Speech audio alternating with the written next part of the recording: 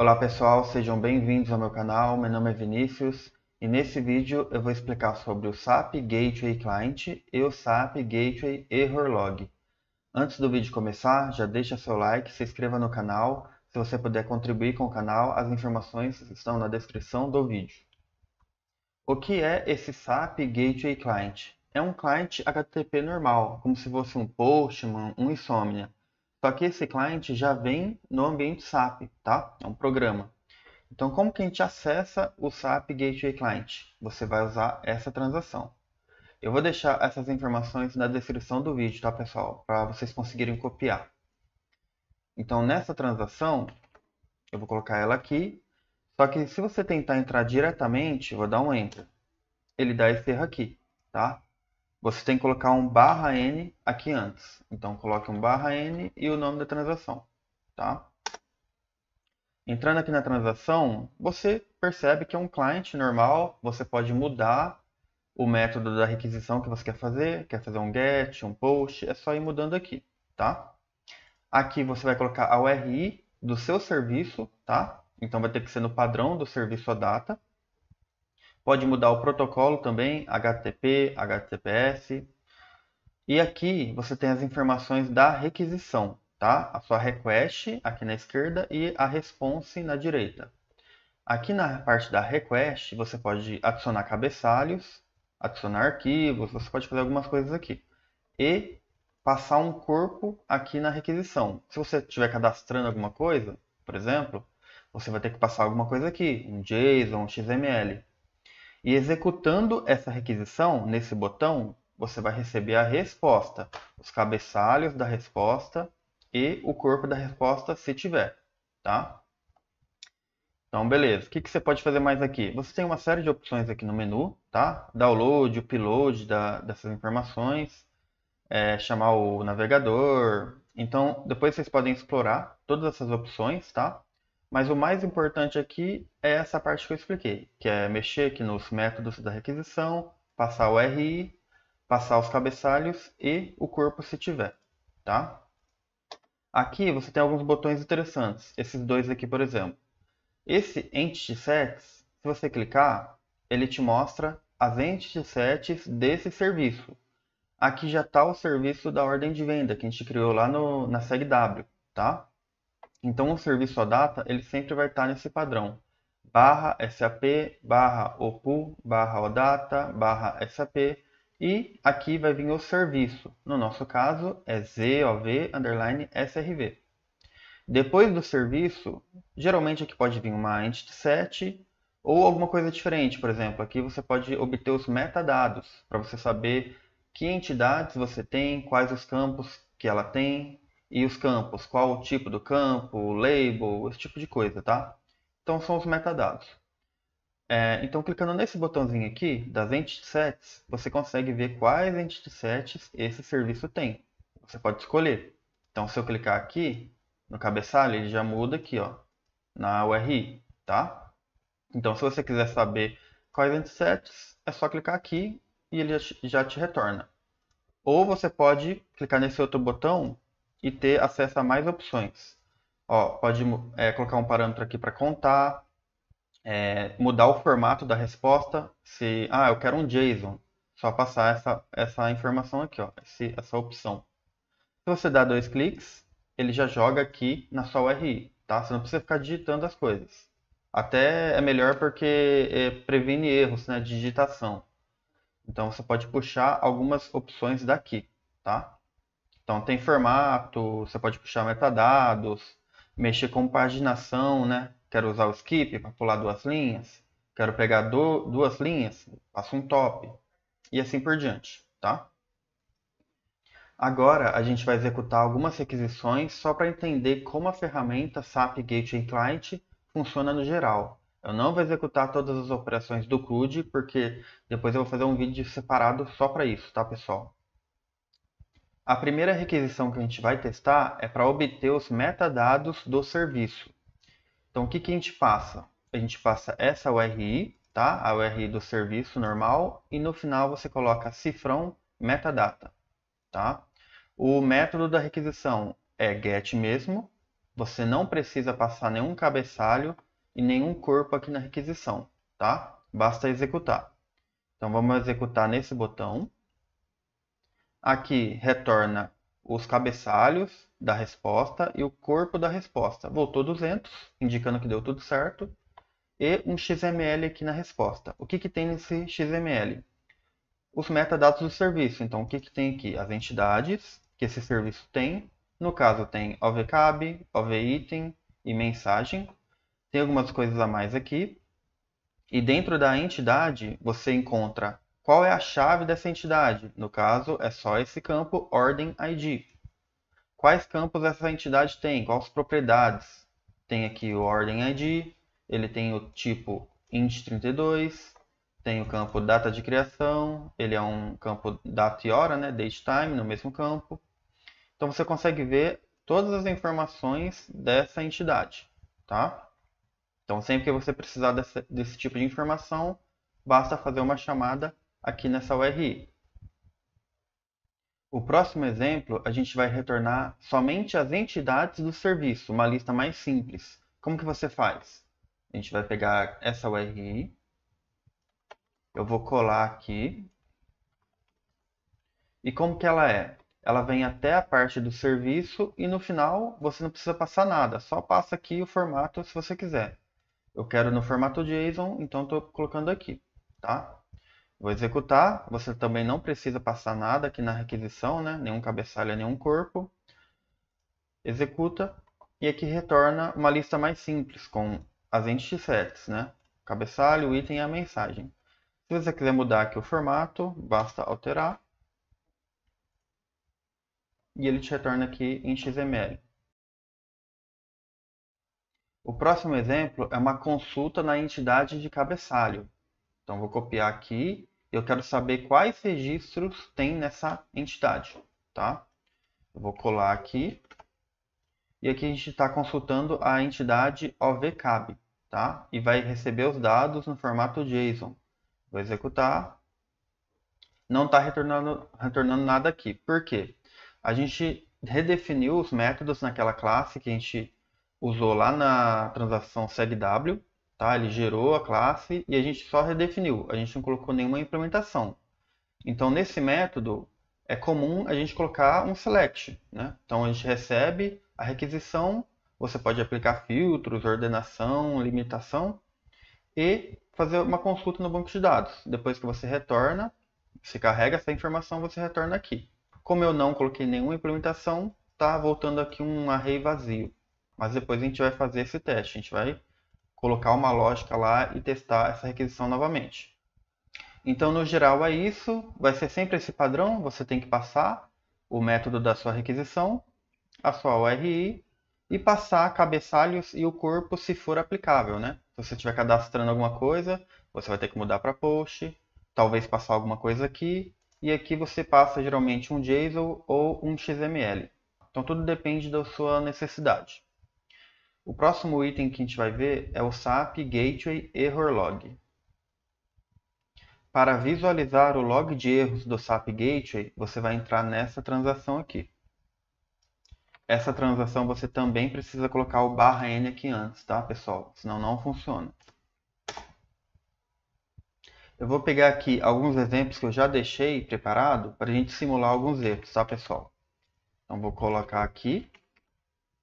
E aqui a gente tem uma URI para obter os metadados do serviço. Só que aqui eu coloquei um número aqui no final, ó. Então o serviço é esse aqui.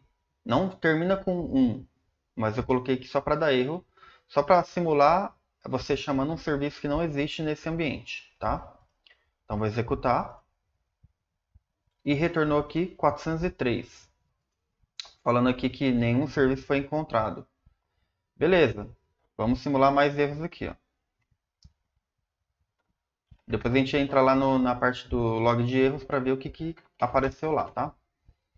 Aqui é uma URI para obter as entidades, né, os registros dessa entidade aqui, OVCAB, tá? Então, se fosse uma requisição certa, seria assim, ó. Retorna 200 e não retornou nada aqui porque não tem nenhum registro lá. Mas se tivesse, ia aparecer. Então, retornou 200, deu OK. Mas se eu faltasse uma letra aqui, ó, eu ia solicitar dados de uma entidade que não existe nesse serviço. Então, o que que acontece? Deu erro 404 aqui, tá? Então, vamos lá, vamos simular aqui mais alguns cenários. Esse cenário, a gente está solicitando um registro da entidade OVCAB, então a gente tem que passar a chave desse registro, no caso aqui 1, tá? O certo seria assim, só que se eu passasse assim, dá o erro 400, tá vendo? Invalide URI, tá falando que ele não entendeu aqui, beleza. Agora vamos chamar essa outra aqui, que seria o correto, ó. Tá tudo certinho aqui. Você está solicitando para ler a ordem que tem o ID 1, tá? Que é a chave dessa entidade. Se eu executar aqui, deu erro 404, mas está tudo certo. Por que que deu erro? Porque lá naquela classe onde a gente coloca a implementação, tem um campo ali da entidade que é a data de criação. Quando esse campo está vazio, não tem valor nenhum nesse campo, ele dá esse erro, tá? Você tem que inicializar ele com alguma coisa. Então, como não tem implementação, ele está dando esse erro. Então, não é só erro de URI. Ah, você colocou alguma coisa errada aqui na URI. Pode ter algum erro na execução do método que tem lá naquela classe. Então, isso aí também cai naquele log de erros, tá? E o último aqui, a gente pode forçar um dump. Então, vamos lá na classe e vamos colocar um dump lá. Só para forçar essa situação. A classe é ZCL, ZOV, DPCExt. A gente vai mexer no método do getInt da ordem de venda, do cabeçalho. Então vamos lá. Cabeçalho getInt. A gente vai mexer nesse método aqui. Eu vou forçar um dump, então vamos colocar aqui uma divisão por 0.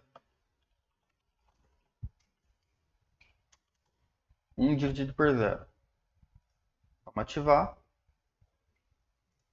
E eu vou executar esse método, essa requisição. Ó, deu um erro 500 agora. Então a gente testou várias situações, né, que deu 404, 400, 500, URI errada, dump, ou algum campo ali faltando, no caso a data de criação. Agora a gente vai acessar o log de erros para ver o que aconteceu lá. Para entrar na transação, a gente vai colocar um /n e coloque a transação. E agora apareceram 5 linhas aqui, né? Vamos analisar cada linha para saber o que aconteceu. No primeiro erro, está falando que nenhum serviço foi encontrado para o namespace vazio e o nome do serviço é ZOV_SRV1. Esse serviço não existe, existe o ZOV_SRV. Então, pela mensagem aqui, a gente já consegue saber o que aconteceu, né? Alguém passou um serviço que não existe. Aí você pode ver mais detalhes. Eu quero ver a versão em XML. É o mesmo erro. Está aqui. Eu quero ver a pilha de chamadas, né? Como que aconteceu esse erro? Ele foi chamando aqui. Passou no módulo PBO, depois passou na função, depois nesse método. Então, às vezes, isso aqui ajuda você a descobrir mais informações sobre o erro, tá? Aqui você tem o log de aplicação. Nesse caso, não tem, tá? Nem todo erro vai ter. Se tiver, vai habilitar esse botão. Você pode ver dados da requisição. Então, eu quero ver os cabeçalhos da requisição. Vou clicar aqui. Ele me mostra aqui os cabeçalhos. Ó. Request Method, foi o método GET. A URI, executaram nessa URI aqui. Tá? Se você precisar dessa informação, é só clicar ali. Depois a gente pode ver o corpo da requisição, se tiver. Então vamos clicar. Aqui ó, não tem corpo, está vazio. Tá? Então segue em frente. Aqui, quando tem uma resposta, você pode clicar e vai te mostrar a mesma coisa que tem aqui. Os cabeçalhos da resposta e o corpo da resposta. Aqui você pode acessar o monitor do back-end. Se for um erro que tenha isso, você pode clicar aqui para dar uma olhada. Tem um que tem aqui, ó. É um erro de back-end, está marcado aqui. Então, depois a gente vai ver esse erro aqui. Replay, você pode executar novamente essa requisição que tinha dado erro, tá? Vamos supor que era um erro que não está acontecendo mais, já foi solucionado. Você pode repetir tanto no SAP Gateway Client como no navegador, para ver se o erro realmente foi resolvido, tá? E a parte da configuração aqui não está habilitada, tá? Então depende do erro. Você tem mais algumas informações aqui, né? No final, ID da transação, nome do serviço, o ID da requisição, o IP, tá? Se você precisar, tá aqui. Vamos dar uma olhada no segundo erro. Aqui está falando que a URL da requisição ou a definição dos metadados está incorreta. Esse foi o caso que a gente passou aqui, ó. A gente passou uma URI que o nome da entidade está faltando um T aqui. Era OVCAB7. A gente passou sem o T aqui no final. Ou seja, a gente está solicitando uma entity set que não existe no serviço, tá? Então, nesse caso, deu esse erro aqui. Então, você pode ver aqui a URI, aqui, ó, request URI. Então, está faltando um T aqui, por isso que deu esse erro. O restante é o mesmo esquema. Você pode ir visualizando cada parte aqui do erro, né? A requisição, a resposta. Nesse caso aqui, ó, habilitou o botão da resposta. Então, a gente pode ver os cabeçalhos da resposta. Content Type é um XML e a versão aqui do serviço, né? E o corpo, tem corpo? Tem corpo, ó, tá aqui. As informações que quem chamou o serviço recebeu, tá? O back-end monitor habilitou, o log de aplicação habilitou, vamos dar uma olhada. Ele te mostra aqui a mesma informação praticamente, né? Só que de outra forma. Aqui no back-end monitor, clicamos aqui. Aqui está aparecendo aquele outro erro, né? Não tem a ver com esse erro aqui especificamente. Vamos para o próximo. Aqui a gente passou uma URI que está faltando aqui o fechamento das chaves, tá? Seria isso aqui, ó. Então faltou fechar as chaves. Nesse caso deu invalid URI segment, tá? E esse aqui, resource not found for segment of VCAB, que seria essa chamada aqui, que não tinha implementação. O que aconteceu aqui? Quando ele passou lá no método do back-end, lá daquela classe, ele tem um campo lá que é a data de criação. Esse campo ele é timestamp. Quando o campo timestamp está vazio, ele dá esse erro aqui mesmo, tá, pessoal? Se você tiver alguma dificuldade para detectar o que está acontecendo, por que deu aquele erro, sempre debugue também, tá? Coloque um breakpoint antes de executar o erro e você vai debugando até chegar na parte do erro. Aí fica mais claro de entender, né, o que está acontecendo ali. Nesse caso foi isso, ele passou no método, a data de criação estava sem valor nenhum e deu o erro. E o último aqui, a gente forçou um dump. Eu coloquei uma divisão por zero lá no método da getEntity. A gente fez essa URI aqui.